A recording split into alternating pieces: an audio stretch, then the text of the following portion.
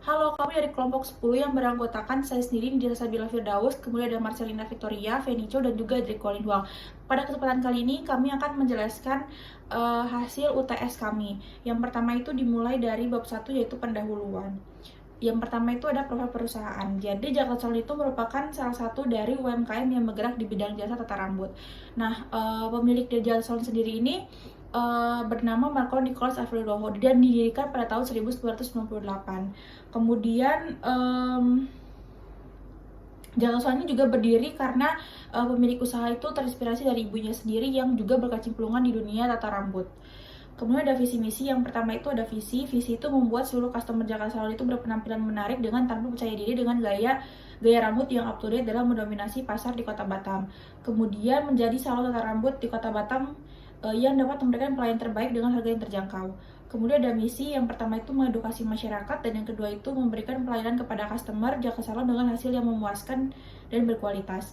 Kemudian ada struktur organisasi Jakarta Salon. Jadi yang pertama itu dimulai dari CEO. Jadi CEO itu pemilik usaha, yaitu Marco Nicholas Alfredo Loho tadi. Kemudian di bawah naungan CEO itu ada BD atau Business Development. Nah, BD sendiri itu bertugas untuk melakukan penyusunan target dan juga menyusun strategi yang harus dilakukan oleh Jakarta Salon agar target dapat tercapai demi kelancaran usaha. Nah, kemudian di bawah naungan BD itu ada hairstylist, kasir, dan beautician. Nah, dalam hal ini, hairstylist itu sangat berperan penting untuk menata rambut para pelanggan yang hendak melakukan treatment. Kemudian Jakarta Salon juga merekrut hairstylist yang pastinya sudah profesional dan bersertifikat agar pelanggan mendapatkan kepuasan dengan hasil yang diberikan oleh hairstylist. Kemudian di bawah hairstylist itu ada asisten hairstylist. Nah, jadi asisten hairstylist ini berguna untuk ketika hairstylist itu kesulitan dalam menangani customer, itu akan dibantu oleh asisten hairstylist. Nah, kemudian itu ada kasir. Nah, kasir itu berperan penting dalam setiap bisnis ataupun usaha. Nah, dalam hal ini kasir itu bertugas untuk menghitung jumlah yang harus dibayar oleh pelanggan Jakarta Salon setelah melakukan hair treatment. Nah, kemudian kasir juga berperan penting untuk melakukan pembukuan. Nah, yang terakhir itu ada beautician. Nah, beautician ini juga bertugas untuk menangani pelanggan yang hendak melakukan treatment. Jadi seperti keramas, memijat kulit kepala, dan yang lain-lainnya. Nah, beautician ini juga pastinya sangat ahli dalam di bidang kecantikan. Kemudian ada pengelolaan jalannya usaha Jakarta Salon. Jadi dalam mengelola usahanya, pemilik dari Jakarta Salon itu ikut serta dalam melayani konsumen, menata rambut konsumen, dan juga memegang akun sosial media salon. Nah, Jakarta Salon itu juga memiliki sistem yaitu para customer itu harus membuat appointment terlebih dahulu via direct message atau DM di Instagram sebelum datang ke tempat salon, dan nantinya staff itu akan memberikan formulir berupa pertanyaan tentang nama, kemudian nomor telepon, dan juga treatment yang diinginkan, kemudian jam kedatangan dan jumlah orang yang akan datang. Nah, hal ini tuh dilakukan untuk meminimalisir adanya kesalahpahaman, dan dengan adanya appointment ini juga agar para staff itu tidak kewalahan dalam menerima customer, dan agar proses penataan rambut juga dapat dilaksanakan dengan lancar tanpa ada customer lain yang menunggu atau mengantri. Kemudian ada tujuan dan manfaat penulisan. Tujuan dan manfaat dari penulisan ini itu menganalisa perusahaan dimulai dari bagaimana perusahaan itu mampu bersaing dengan perusahaan lain, kemudian bagaimana proses bisnis dengan memanfaatkan sistem ERP, dan juga proses pemasaran melalui digital marketing. Kemudian manfaat dari perusahaan itu untuk mengetahui strategi yang dapat diterapkan dalam bersaing dengan usaha yang sejenis, kemudian mengetahui proses bisnis dengan memanfaatkan sistem ERP. Yang terakhir itu adalah latar belakang. Jadi dalam menjalankan bisnisnya, Jakarta Salon itu melakukan perancangan rencana penjualan, yaitu dengan melakukan pengembangan usaha Jakarta Salon melalui media sosial seperti Instagram dan juga TikTok. Nah, karena seperti yang kita ketahui bahwa di era sekarang ini hampir sebagian masyarakat itu pasti menggunakan Instagram dan juga TikTok. Nah, jadi hal tersebut bisa dilakukan oleh Jakarta Salon itu untuk mempromosikan usahanya lewat Instagram dan juga TikTok. Karena pastinya dengan menggunakan Instagram dan juga TikTok itu pasti kan akan banyak orang yang melihat, dan itu akan menambah ketertarikan dari masyarakat. Saya akan menjelaskan tentang bab 2 tinjauan pustaka. Nah, jadi itu ada Fast Competition Model menurut Porter. Yang pertama itu ada New Entrance, itu pesaing baru. Nah, yang kedua itu adalah ancaman substitusi, bahan produk pengganti yang memiliki fungsi yang sama dengan produk yang ditawarkan. Terus ada bargaining of power of buyer, jadi kekuatan tawar-menawar pembeli. Terus ada bargaining power of supplier, itu adalah supplier, kekuatan tawar-menawar oleh pemasok. Nah, jadi ketika harga tawar supplier itu tinggi terhadap suatu perusahaan, itu berarti perusahaan itu tidak menarik. Terus ada intensity of rivalry. Nah, jadi itu persaingan itu ada bergantung terhadap struktur persaingan, tingkat diferensiasi, struktur biaya industri, biaya peralihan, tujuan strategis, dan hambatan keluar. Terus yang kedua itu ada analisa pesaing. Nah, jadi analisa pesaing itu mengidentifikasi calon pesaing atau pesaing pasar di industri yang sama. Terus ada jadi strategi ini bersifat ofensif dan defensif. Nah, jadi dengan adanya analisa pesaing ini jadi bahan evaluasi bagi suatu perusahaan untuk dapat membuat satu produk yang lebih menarik di mata pelanggan. Terus ada resources, capabilities, core competencies. Itu ada resources, yaitu tangible resources itu seperti financial resources, cash, obligasi, pinjaman kredit, organization. Terus ada technological resources. Terus intangible resources itu ada SDM, innovation resources, ada reputation resources. Capabilities itu adalah akan muncul ketika sumber daya diintegrasikan dengan kapabilitas untuk menyelesaikan beberapa tugas tertentu. Terus ada core competencies, itu adalah kapabilitas suatu perusahaan atau organisasi yang menciptakan kinerja yang tinggi. Jadi core competencies itu mengkoordinasikan berbagai macam keterampilan produksi dan mengintegrasikan teknologi sebagai nilai tambah terhadap pelanggan. Lanjut ada bisnis proses dan fungsi bisnis. Bisnis itu adalah suatu perusahaan atau organisasi yang menjual barang dan jasa dengan tujuan menghasilkan laba. Proses bisnis adalah suatu proses aktivitas yang sudah terstruktur dan terukur untuk menghasilkan produk output sesuai dengan kalangan pelanggan tertentu. Terus ada fungsi bisnis, yaitu yang pertama produksi, ada pemasaran dan penjualan, ada akuntansi dan keuangan, dan juga ada SDM. ERP itu adalah suatu sistem perangkat lunak yang mengintegrasikan dan memproses setiap proses bisnis suatu perusahaan. Nah, jadi ERP itu sebuah sistem, jadi itu akan memberikan suatu kemudahan dan juga akan menjaga data mereka dan melakukan transaksi yang lebih mudah. Terus ada PSP, personal selling process, itu didefinisikan sebagai komunikasi interpersonal di mana seorang marketing berusaha memenuhi keinginan bagi penggunanya sehingga memberikan keuntungan saling menguntungkan. Terus personal selling itu ada beberapa manfaat, yang itu personal conversation itu lebih ke first impression, jadi memberikan menciptakan hubungan yang baik. Terus cultivation itu mungkin tercipta hubungan yang lebih akrab yang dimulai dari penjualan, dan penjualan akan sangat efektif dengan hubungan yang lebih akrab untuk jangka panjang. Respon, jadi itu penjual itu harus dapat memiliki suatu membuat calon pelanggan itu ada kewajiban atau keinginan untuk mendengarkan prospek dari salesman. PSP itu ada 7. Yang pertama itu prospecting. Prospek itu ya prospek produknya. Pre-approach itu langkah yang sebelum dilakukan prospek. Ya, jadi salesman itu harus mengetahui dulu keinginan pelanggan itu gimana. Approach itu ya salesman itu memberikan kesan awal yang baik seperti first impression gitulah. Dari berjabat tangannya, cara bicaranya dengan baik. Terus presentation itu sangat penting. Presentation itu yang mempresentasikan produknya dengan informasi yang detail sesuai dengan keinginan nasabah. Terus overcoming objection itu adalah suatu negosiasi, bisa diartikan negosiasi itu. Jadi di sini akan menemukan berbagai masalah yang akan membuat customer itu berpikir, oh dia sebenarnya pengen yang seperti ini. Jadi di sini tuh akan kita dapat mengetahui, oh sebenarnya nasabah tuh pengennya gini produknya. Terus close itu berarti salesman itu udah mengatasi permasalahan yang tadi, negotiation, dan juga menyelesaikan proses penjualannya. Terus yang ketujuh itu follow up. Nah, bukan sampai di penjualan doang. Nah, jadi setelah dibeli produk itu oleh pelanggan, kita sebagai salesman harus melakukan follow up. Entah itu kita datang ke tempat nasabah tersebut, kita misalnya jual kulkas, kita datang, kita antar kulkas itu barengan, kita ngobrol sama nasabah gimana kulkasnya kondisinya baik atau gimana, apakah berfungsi dengan baik, segala macam, apakah produk itu sampai di tujuan, seperti itu.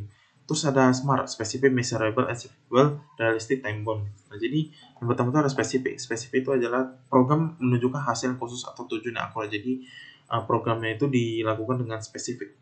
Measurable itu apakah suatu tujuan itu program itu dapat diukur. Jadi apa udah tercapai seberapa banyak, antara 1 sampai 10 skalanya. Terus achievable itu tujuan yang harus dicapai itu. Jadi kita membuat suatu tujuan, kita harus membuat dorongan bahwa kita harus mencapai tujuan tersebut. Realistik itu berarti membatasi, Anda memiliki sumber daya untuk menyelesaikannya. Time bound itu berarti kita harus menentukan kapan tujuan ini akan tercapai, mungkin setahun lagi, 2 tahun lagi, seperti itu. Terus ada marketing mix, yang itu ada 7P, itu produk ditawarkan, harga yang ditawarkan, yang kita jual, promosi itu yang marketingnya, seperti kita bisa melakukan advertising, promotion, advertising and publication, direct marketing, people itu orang-orang yang terlibat seperti pelanggan, karyawan, manajemen, perusahaan. Place itu lebih ke distribusi, tempat atau lokasi di mana suatu kondisi pelanggan dapat membeli produk itu atau distribusinya. Proses ini adalah terkait dengan cara dan proses penyampaian layanan, jadi penting untuk memahami sempurna apakah layanan itu membantu seorang pelanggan. Physical evidence, pengalaman menggunakan produk atau layanan. Terus ada 2P, partner and potential customer. Jadi partner itu apa? Hubungan strategis yang sengaja dirancang untuk dibangun antara perusahaan untuk mencapai tujuan tertentu. Partner itu ada 2 macam, ada joint venture, satu lagi aliansi strategis.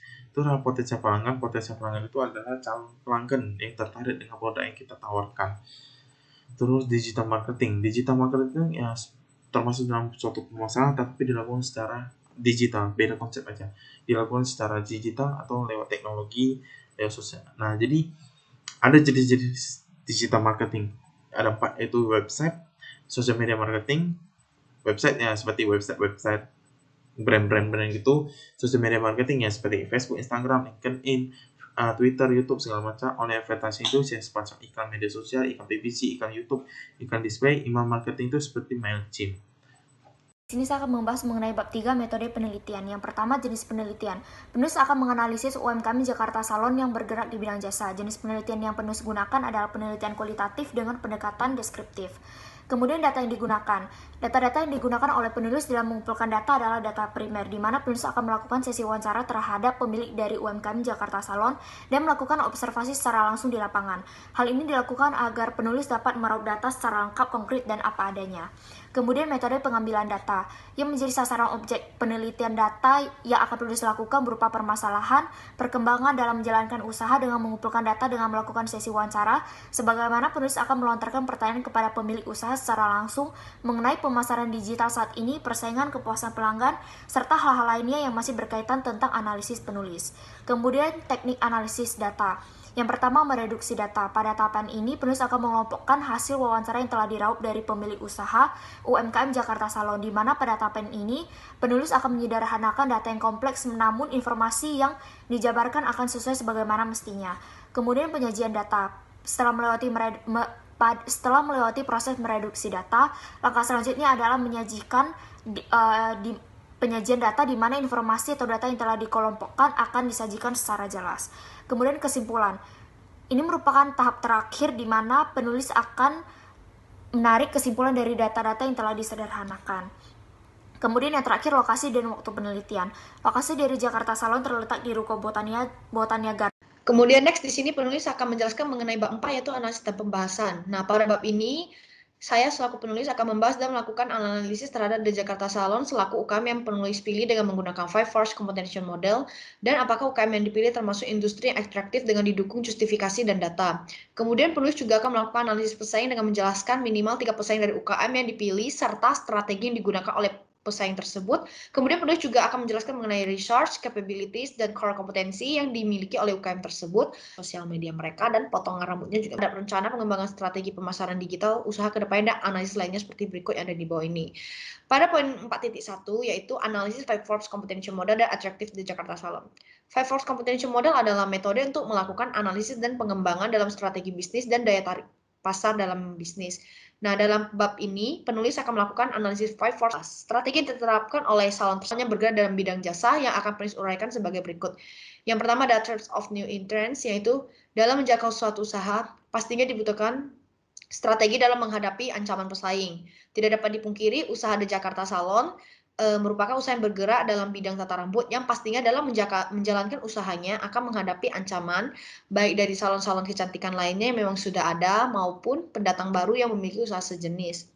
Akan tetapi, The Jakarta Salon tidak perlu merasa takut dalam menghadapi ancaman tersebut, karena pastinya The Jakarta sendiri memiliki strategi sendiri dalam menghitung kemungkinan yang terjadi. Strategi-strategi tersebut yaitu di mana The Jakarta Salon bergerak dalam jasa tata rambut yang berdiri sejak tahun 1998, terus melakukan inovasi baru terhadap usahanya dengan memanfaatkan kemajuan teknologi digital, memiliki customer yang loyal karena pelayanan yang diberikan, dan pastinya skill pemotongan rambut selalu mengikuti perkembangan zaman. Kemudian itu bargaining power of suppliers, yaitu dalam menjalankan usahanya, The Jakarta Salon tuh membutuhkan pemasok untuk mendapatkan cat rambut, obat something, smoothing, dan lain-lainnya. Dalam hal ini, supplier memiliki kemampuan kontrol dalam menentukan harga, kualitas, dan kuantitas produk.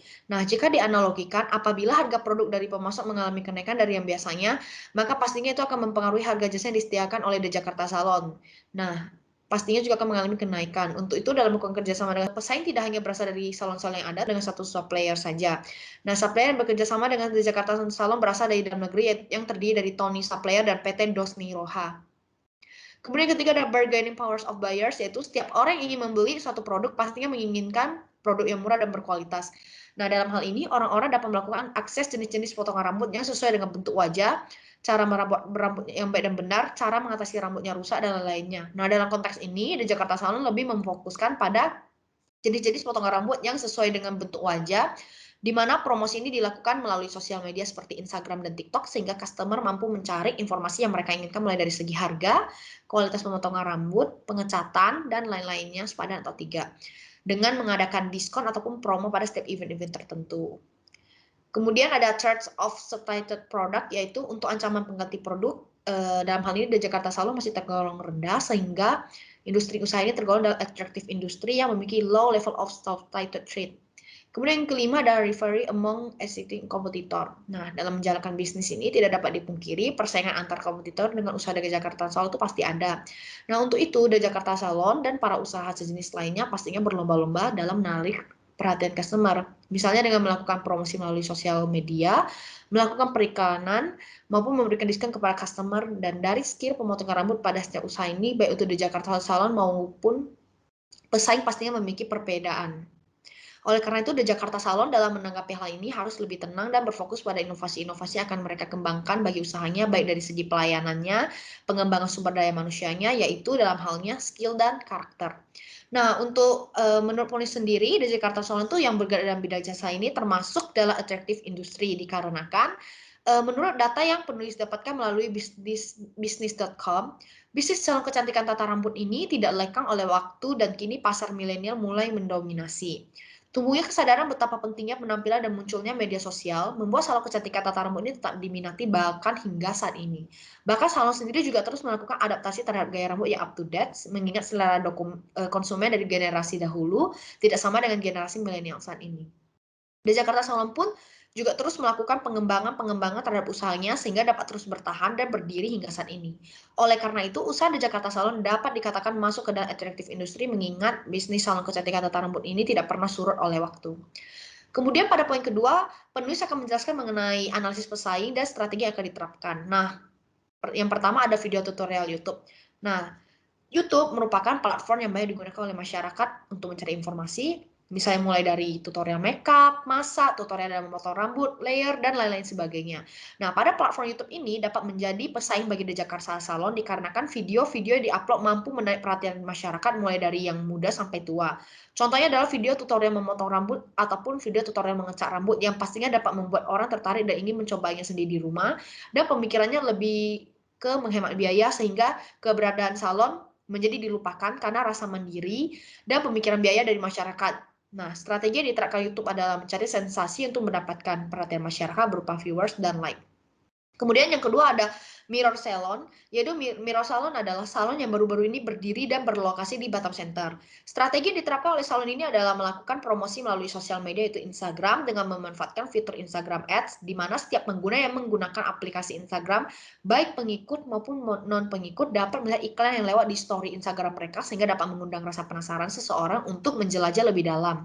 Selain itu, salon ini selalu konsisten dalam melakukan upload foto dan story melalui sosial media mereka, dan potongan rambutnya juga mengikuti tren yang ada. Nah, yang terakhir ada V-Salon. Jadi, V-Salon adalah salon yang berlokasi di Nagoya City Walk, Blok A nomor 15.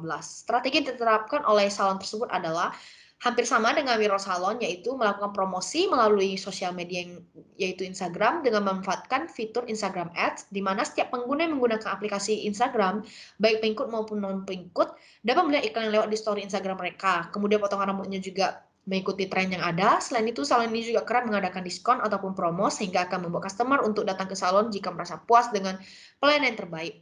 Oleh karena itu, pesaing tidak hanya berasal dari salon-salon yang ada, tetapi juga kemajuan teknologi yang semakin canggih, terkadang juga menjadi ancaman bagi The Jakarta Salon dan pesaing usaha jenis lainnya.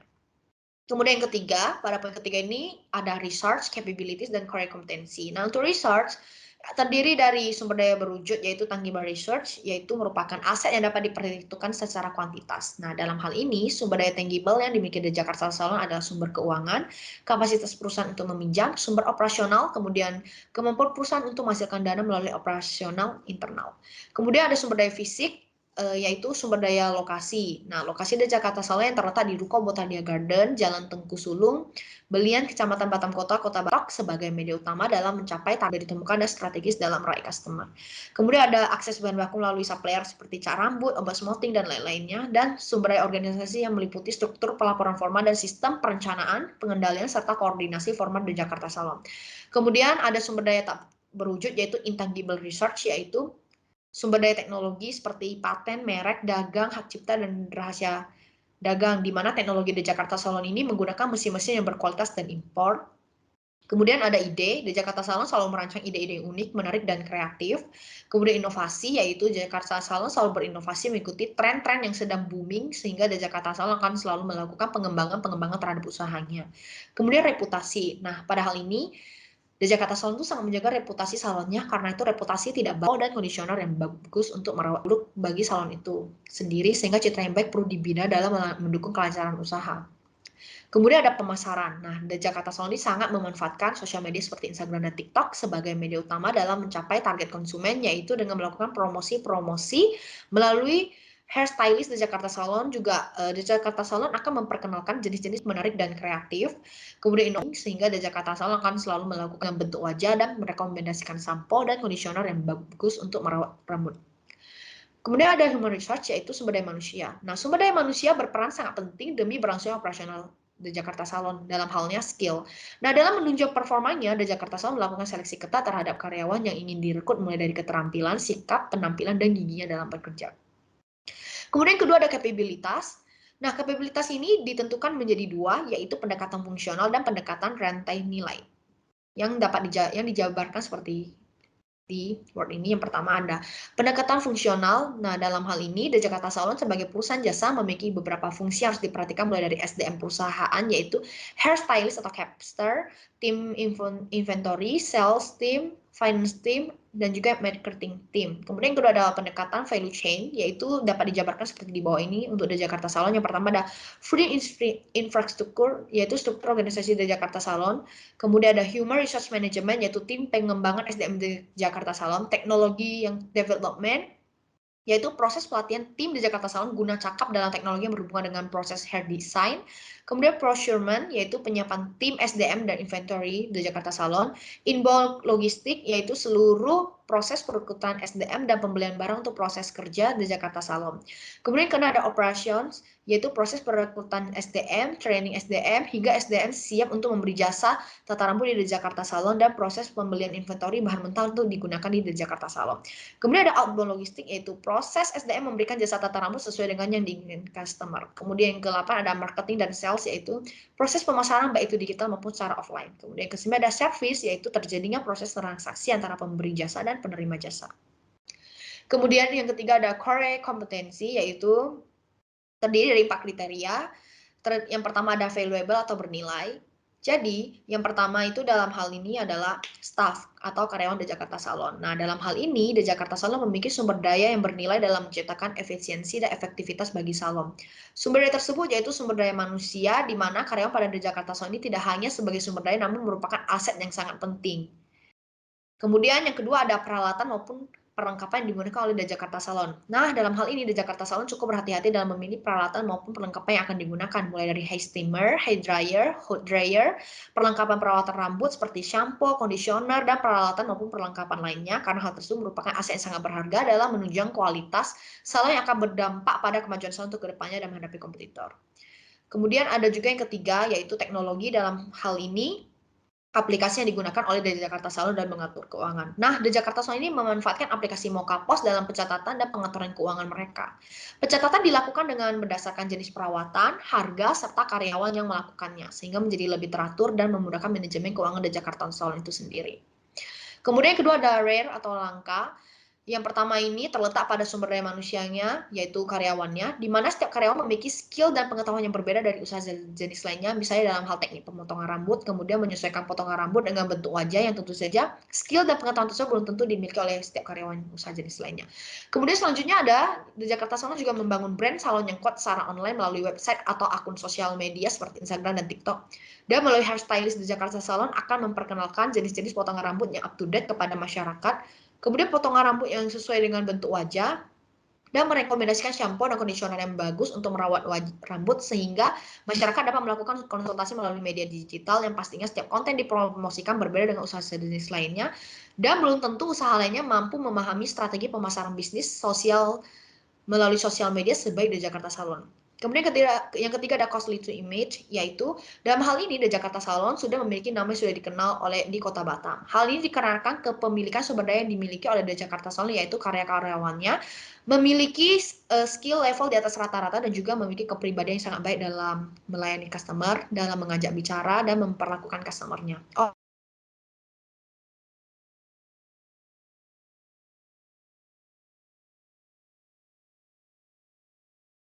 Realitas yang dimiliki oleh The Jakarta Salon.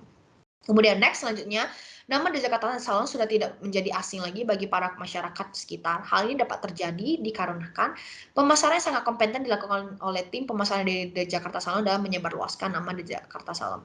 Pemasaran tersebut dilakukan melalui aplikasi media sosial seperti Instagram dan TikTok sebagai media utama dalam mencapai target konsumen, yaitu dengan melakukan promosi-promosi dan melalui hairstylist The Jakarta Salon akan memperkenalkan jenis-jenis potongan rambut yang up to date kepada masyarakat, kemudian potongan rambut yang sesuai dengan bentuk wajah, dan merekomendasikan shampoo dan conditioner yang bagus untuk merawat rambut, dan jumlah orang yang mengunjungi aplikasi sosial tersebut tidaklah sedikit. Kemudian next ada non-substitutable, yaitu dalam hal ini The Jakarta Salon masih tergolong rendah ancaman dikarenakan industri usaha ini tergolong dalam attractive industry yang memiliki low level of substitute rate sehingga tidak mudah digantikan, mengingat bisnis salon kecantikan tata rambut ini tidak pernah surut oleh waktu. Saya akan membahas tentang dampak perusahaan terhadap pandemi COVID-19. Nah, jadi di sini tuh UMKM kami yaitu Jakarta Salon. Jadi di sini kami akan menampilkan apa dampak yang terjadi pada saat pandemi COVID-19. Yang pertama itu pada masa pandemi COVID-19. Nah, jadi pada masa awal pandemi COVID-19 itu semua pelaku usaha pasti akan terkena dampak dari COVID-19 ini. Dan UMKM kami ini yaitu UMKM Jakarta Salon merupakan salah satu perusahaan yang termasuk dalam terkena dampak tersebut. Dapat kita buktikan dengan data. Nah, seperti ini. Ini adalah data sales summary atau penjualan yang terjadi di bulan Maret. Nah, jadi gross profit yang diterima itu hanya sebesar 31.817.000. Nah, kita bisa juga lihat di pasca pandemi atau di setelah mulai pasar itu mulai meningkat pemulihan pasar. Nah, di sini itu kalau kita lihat, kita bandingkan sales summary-nya itu peningkatan pendapatannya itu kurang lebih hampir 100%. Nih, tuh tadi pendapatan pada awal COVID itu 31 juta. Nah, jadi di sini pas udah mulai membaik, malah semakin langsung meningkat sebanyak hampir 100%, 61 juta. Jadi di sini kita bisa lihat bahwa awal masa COVID itu sangat memberikan dampak sekali bagi UMKM ini. Nah, ini selanjutnya ini pas pemulihan pasar atau kondisi sekarang ini.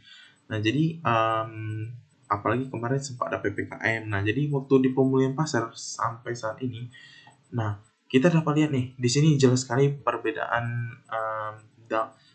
yang terjadi pada masa awal, pas pertengahan COVID pandemi. Nah, di sini kita bisa lihat nih, ini meningkat sangat drastis sekali sebesar 400% dibandingkan pada awal COVID dengan masa sekarang saat ini. Tuh, pendapatan pada masa awal COVID itu 31 juta. Sekarang itu bisa meningkat sampai 123. Berarti hampir 400% pendapatan itu meningkat secara signifikan. Jadi itu bisa kita lihat waktu pandemi awal itu sangat memberikan dampak sekali. Terus pas masa pasca pandemi ke pemulihan pasar itu meningkat sebesar 100%. Tadi 61 juta, sekarang 123.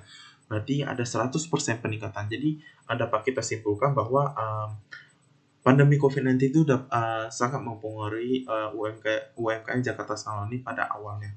Dan sekarang setelah pasar mulai melakukan pemulihan, daya beli masyarakat semakin meningkat, itu membuat UMKM ini kembali lagi seperti semula, malahan semakin meningkat. Selanjutnya 4.5 yaitu model bisnis Jakarta Salon dalam bentuk flowchart. Jadi dapat dilihat pada gambar model flowchart bahwa supaya itu membantu Jakarta Salon untuk pemasukan barang atau produk kebutuhan salon seperti cat warna rambut, sampo, masker rambut, dan yang lain-lainnya. Nah, setelah Jakarta Salon itu mendapatkan barang, selanjutnya Jakarta Salon itu akan mengiklankan salon tersebut kepada masyarakat yang sekaligus memberitahu masyarakat bahwa produk yang digunakan oleh Jakarta Salon itu sangat berkualitas. Nah, kemudian itu ada hairstyling. Nah, setelah melakukan pengiklanan, pastinya masyarakat itu akan merasa tertarik dengan iklan yang diberikan, sehingga Jakarta Salon itu akan memiliki pelanggan yang hendak melakukan hairstyling di Jakarta Salon. Nah, setelah mendapatkan pelanggan, staf admin akan segera melakukan pembukaan appointment bagi masyarakat yang hendak melakukan treatment di Jakarta Salon. Nah, jadi di sini admin itu akan mencatat jumlah orang, tanggal untuk terima treatment, dan yang lain-lainnya. Nah, tujuannya itu agar pembukuan dapat dilakukan dengan lancar dan mudah.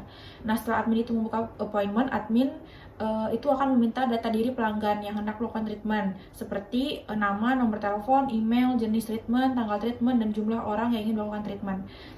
Nah, tujuannya itu agar admin itu dapat memberikan jadwal yang tepat sehingga pelanggan yang akan datang itu bisa langsung melakukan treatment tanpa harus mengantri. Nah, kemudian setelah pelanggan itu memberikan data diri kepada admin melalui DM di Instagram, appointment pun akan segera diproses. Nah, setelah diproses, pelanggan itu bisa datang ke Jakarta Salon untuk melakukan treatment seperti potong rambut, cat rambut, dan yang lainnya. Nah, di mana hal ini akan dilakukan langsung oleh hairstylist yang sudah profesional dan bersertifikat. Nah, setelah pelanggan itu merasa puas dengan hasilnya, pelanggan itu akan segera melakukan proses pembayaran yang dilakukan oleh kasir. Dalam hal ini, Jakarta Salon itu menggunakan sistem ERP yaitu Mokapos dalam melakukan pembayaran. Hal ini akan mempermudah sistem pembayaran karena pembayaran Mokapos itu merupakan sistem kasir yang berbasis cloud software. Nah, kemudian setelah semua pelanggan itu melakukan pembayaran, Jakarta Salon itu akan melakukan pembukuan setelah salon itu tutup. Nah, hal ini akan dilakukan oleh kasir hal ini tuh akan dilakukan oleh kasir yang akan mencatat rekaman mengenai invoice, uang masuk, dan uang keluar. Nah, sedangkan admin itu akan memberikan data pelanggan yang telah melakukan treatment di Jakarta Salon. Nah, dalam hal ini Jakarta Salon itu juga masih menggunakan sistem kasir Mokapos dalam melakukan pembukuannya. Kemudian ada kriteria, seleksi, evaluasi modul ERP. Nah, jadi hingga saat ini Jakarta Salon ini menggunakan aplikasi Mokapos untuk melakukan pembayaran. Nah, dalam hal ini sistem yang digunakan itu adalah POS atau Point of Sales, yang dimana pada saat ini sistem ERP itu banyak dilakukan oleh pengusaha. Nah, Mokapos ini juga hingga saat ini tuh banyak digunakan karena di era perkembangan teknologi seperti ini tuh era teknologi itu sudah membludak di mana-mana, sehingga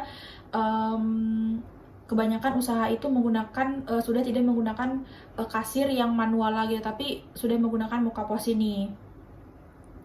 Nah, alasan mengapa Mokapos itu menjadi pilihan bagi perusahaan Jakarta Salon, yang pertama itu Jakarta Salon itu dapat dengan mudah melihat persediaan stok yang dimiliki seperti cat rambut, sampo, dan yang lain-lainnya. Kemudian Mokapos juga membantu dalam melakukan pembukuan. Kemudian cara pengoperasian Mokapos juga tidak rumit. Kemudian bagi pemilik Jakarta Salon, Mokapos ini sangat membantu untuk menjalankan usahanya hanya dengan satu aplikasi. Jakarta Salon itu dapat dengan mudah mengecek bahkan melakukan pembukuan secara rinci. Dan jelas dengan fitur-fitur yang telah disediakan dalam aplikasi Mokapos tersebut. Jadi hingga saat ini pengelolaan usaha Jakarta Salon itu masih terpantau sangat baik dan lancar berkat dari Mokapos ini. Kemudian saya akan membahas mengenai Analisis Personal Selling Process atau PSP. Jadi PSP ini merupakan suatu kegiatan ataupun strategi guna untuk membangun suatu kepercayaan bagi pelanggan yang dilakukan secara personal atau salesperson untuk memenuhi kebutuhan dan keinginan pelanggan. Yang pertama, prospecting dan qualifying. Tahap ini dapat diidentifikasikan oleh Jakarta Salon melalui platform sosial media yang mereka punya. Dengan sosial media, tentunya dapat memudahkan Jakarta Salon untuk melakukan prospecting terhadap pelanggannya. Kemudian yang kedua, planning sales call pre-approach. Tahap ini merupakan strategi yang digunakan untuk mengenal lebih jauh calon-calon pelanggan konsumen. Proses ini merupakan proses melobi calon pelanggan. Kemudian yang ketiga, approaching the prospect. Tahap ini merupakan proses pendekatan secara langsung dengan pelanggan. Jakarta Salon sendiri biasanya memberikan saran dan merekomendasikan berbagai macam treatment kepada pelanggan yang sesuai dengan kebutuhan dari rambut sang pelanggan. Kemudian yang keempat, sales presentation dan demonstration. Jakarta Salon sendiri telah menerapkan tahap ini, di mana pemilik atau selaku dari hairstylist Jakarta Salon telah melakukan demonstrasi di sosial media dengan membuat konten-konten pengerjaan rambut yang diposting di Instagram, TikTok, dan YouTube. Kemudian negotiating atau negosiasi. Tahap ini merupakan tahap menegosiasi antar pelanggan dan hairstylist. Dikarenakan Jakarta Salon bergerak di bidang jasa, tahap negosiasi ini merupakan tahap konsultasi di mana calon pelanggan dapat berkonsultasi terlebih dahulu dengan hairstylist. Kemudian confirming and closing sales. Tahap ini merupakan tahap yang penting di mana pelanggan akan memutuskan apakah mereka sepakat dengan penawaran yang diberikan oleh pemilik dari Jakarta Salon atau hairstylist. Jika iya, proses ini disebut dengan closing. Kemudian follow up. Tahap ini merupakan tahapan yang tidak kalah penting karena pada tahapan ini kita harus menjalin hubungan yang baik dengan sang pelanggan, karena Jakarta Salon selalu melakukan follow up terhadap pelanggannya dengan menanyakan apakah hasil yang diberikan sesuai dengan harapan pelanggan. Nah, kemudian 4.8 itu ada analisis SMART. Nah, jadi analisis SMART ini singkatan dari specific, measurable, achievable, relevant, dan juga time bound. Nah, tujuannya itu agar suatu perusahaan itu dapat membuat dan menetapkan target untuk mencapai tujuan. Nah, yang pertama itu ada spesifik. Jadi, spesifik ini tuh meliputi 6 pertanyaan seperti what, why, who, where, when, which. Dalam hal ini, what, apa tujuannya Jakarta Salon itu? Jakarta Salon itu memiliki tujuan untuk kedepannya, yaitu Jakarta Salon ingin memperluas usahanya dari media sosial. Why, mengapa Jakarta Salon ini memilih menetapkan tujuan tersebut? Alasannya karena pada saat ini hampir seluruh umat manusia itu di dunia pastinya memiliki media sosial, sehingga hal ini membuat pemilik dari Jakarta Salon itu merasa bahwa ini adalah kesempatan besar bagi Jakarta Salon untuk bisa mendapatkan lebih banyak pelanggan dan bisa menjadi platform atau tempat untuk mempromosikan usaha salon tersebut. Kemudian who, siapa yang menjadi target dalam penetapan tujuan tersebut? Target yang akan dituju itu lebih difokuskan kepada wanita, karena pada dasarnya kebanyakan wanita itu lebih suka untuk merubah styling rambut. Kemudian where, di mana tujuan tersebut akan dilaksanakan. Tujuan Jakarta Salon ingin memperluas dalam platform media sosial itu akan dilaksanakan di aplikasi Instagram dan juga TikTok. Kemudian when, kapan target akan tercapai? Jakarta Salon itu menargetkan bahwa target akan tercapai pada tahun 2022 nanti.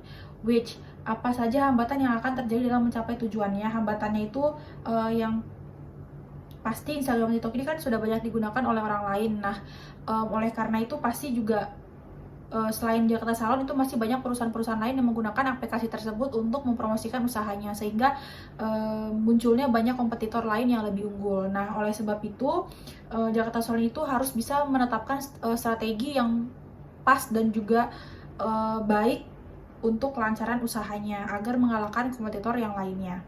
Kemudian ada measurable. Jadi suatu perusahaan itu harus bisa mengukur dan mengetahui kapan target dan atau tujuan itu tercapai. Jadi dalam hal ini Jakarta Salon itu menargetkan pada tahun 2022 pendapatan itu meningkat setiap bulannya. Jakarta Salon itu menargetkan pendapatan sebesar 50 juta per bulannya jika sasaran SMART itu dapat dilaksanakan dengan baik. Kemudian ada achievable. Jadi dalam hal ini Jakarta Salon itu dinilai bisa mendapatkan tujuan yang diinginkan jika diukur dari kerja tim, staff, dan admin Jakarta Salon itu dapat bekerjasama dengan baik dan kooperatif, memiliki pengetahuan yang cukup luas tentang dunia media sosial dan mampu mengoperasikan media sosial itu dengan baik dan bijaksana. Kemudian ada relevan. Jadi dalam hal ini Jakarta Salon itu telah memiliki target yang relevan, di mana target yang akan didapatkan itu dinilai layak, tepat, dan juga sesuai. Jadi jasa salon ini menargetkan pendapatan pada tahun 2022 menjadi 50 juta per bulan, dimana hal ini relevan dengan perkembangan usaha dari segi sosial media marketing yang akan dilakukan oleh jasa salon. Yang terakhir itu ada time bound. Jadi suatu perusahaan harus memiliki penetapan batas waktu untuk mencapai tujuan. Dalam hal ini jasa salon itu menetapkan pendapatan sebesar 1.800.000 per hari agar target itu dapat tercapai dengan baik. Kemudian saya akan membahas mengenai marketing mix. Yang pertama, produk. Jakarta Salon merupakan perusahaan yang bergerak di bidang jasa, namun demi menunjang keberlangsungan usaha ini tentunya diperlukannya produk. Jakarta Salon menawarkan produk-produk yang berkaitan dengan rambut seperti hair tonic, hydrating collagen, keratin hair spa, sampo, dan conditioner. Kemudian price. Jakarta Salon sangat mengetahui bahwasanya penetapan harga yang tepat dan sesuai sangatlah penting. Maka dari itu perusahaan Jakarta Salon tidak mematok harga yang terlalu tinggi. Kemudian place. Lokasi Jakarta Salon terletak di Ruko Botania Garden, Jalan Tengku Sulung, Kecamatan Batam Kota, Kepulauan Riau. Kemudian promotion. Dapat diketahui bahwasanya media sosial merupakan wadah yang sering digunakan untuk berpromosi. Begitu pula dengan Jakarta Salon yang selalu menggunakan beberapa platform sosial media yang mereka punya seperti TikTok, Instagram, dan YouTube guna menunjang exposure ke masyarakat luas. Kemudian people, keberlangsungan suatu usaha tentunya membutuhkan orang di dalamnya. Jakarta Salon sendiri membutuhkan karyawan, pelanggan, dan supplier agar usahanya dapat berjalan dengan lancar. Kemudian physical evidence. Suatu kegiatan bisnis umumnya memerlukan physical evidence atau bukti fisik guna mendukung berjalannya suatu usaha. Jakarta Salon memiliki tempat yang berlokasi di Ruko Botania Garden, dan tempat inilah yang menjadi physical evidence bagi Jakarta Salon. Kemudian proses. Penulis akan menjalankan prosedur yang dilakukan oleh Jakarta Salon. Poin ini akan menjelaskan mengenai pengalaman pelanggan mulai dari awal sampai akhir proses pengerjaan rambut di Jakarta Salon. Yang pertama, pelanggan melakukan reservasi. Yang kedua, pelanggan akan menetapkan jadwal reservasi dan yang udah disepakati oleh pelanggan dan pemilik dari Jakarta Salon. Yang kedua, proses konsultasi. Yang keempat, setelah berkonsultasi, proses pengerjaan akan dimulai. Kemudian yang terakhir adalah setelah pengerjaan selesai, pelanggan akan melakukan pembayaran. Kemudian partner.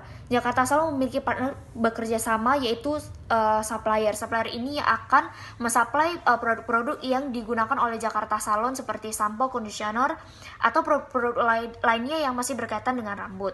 Kemudian yang terakhir, potential customer. Dengan lajunya media digital saat ini, Jakarta Salon sangat peka bahwasanya efek yang didapatkan cukup besar.